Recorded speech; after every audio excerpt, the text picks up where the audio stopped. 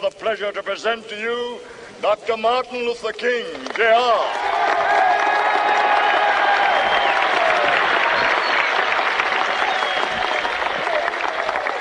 I am happy to join with you today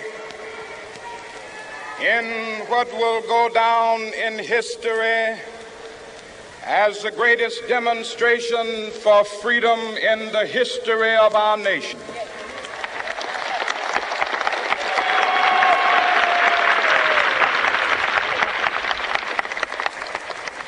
Five score years ago, a great American in whose symbolic shadow we stand today signed the Emancipation Proclamation. This momentous decree came as a great beacon light of hope to millions of Negro slaves who had been seared in the flames of withering injustice. It came as a joyous daybreak to end the long night of their captivity. But 100 years later, the Negro still is not free. 100 years later, the life of the Negro is still sadly crippled by the manacles of segregation and the chains of discrimination. 100 years later, the Negro lives on a lonely island of poverty. I have a dream that one day this nation will rise up and live out the true meaning of its creed. We hold these truths to be self-evident, that all men are created equal.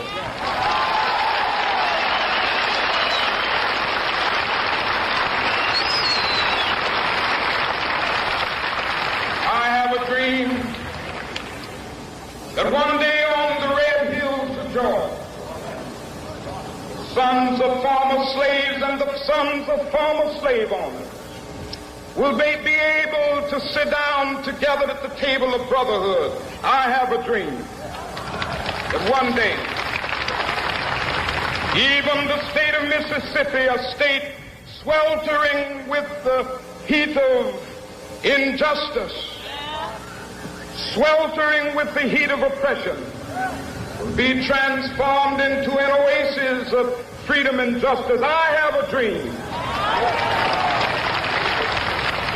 My four little children will one day live in a nation where they will not be judged by the color of their skin, but by the content of their character. I have a dream today.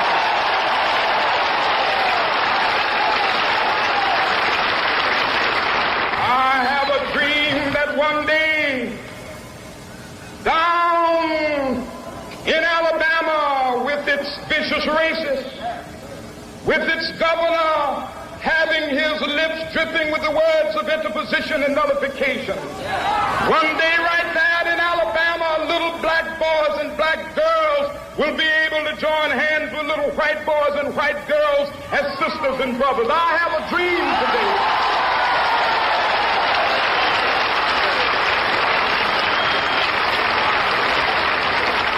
I have a dream that one day every valley shall be exalted, and every hill and mountain shall be made low. The rough places will be made plain, and the crooked places will be made straight, and the glory of the Lord shall be revealed, and all flesh shall see it together. This is our hope. This is the faith that I go back to the South with.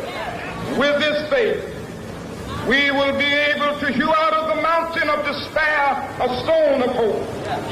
With this faith, we will be able to transform the jangling discords of our nation into a beautiful symphony of brotherhood.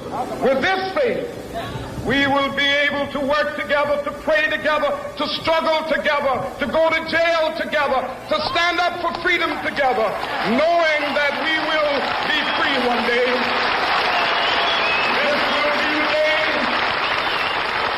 This will be the day when all of children will be able to sing with new meaning, my country, tears of thee. Sweet land of liberty, of thee I sing. Land where my fathers died, land of the pilgrim's pride. From every mountainside, let freedom ring. And if America is to be a great nation, this must become true. And so let freedom ring.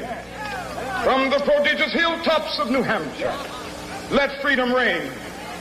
From the mighty mountains of New York, let freedom ring. From the heightening Alleghenies of Pennsylvania, let freedom ring. From the snow-capped Rockies of Colorado, let freedom ring. From the curvaceous slopes of California.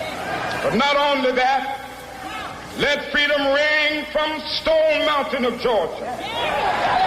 Let freedom ring from Lookout Mountain of Tennessee. Let freedom ring from every hill and molehill of Mississippi, from every mountainside. Let freedom ring, and when they happen, when we allow freedom ring, when we let it ring from every village and every hamlet, from every state and every city, we will be able to speed up that day when all of God's children, black men and white men, Jews and Gentiles, Protestants and Catholics, will be able to join hands and sing in the words of the old Negro spiritual, free at last, thank God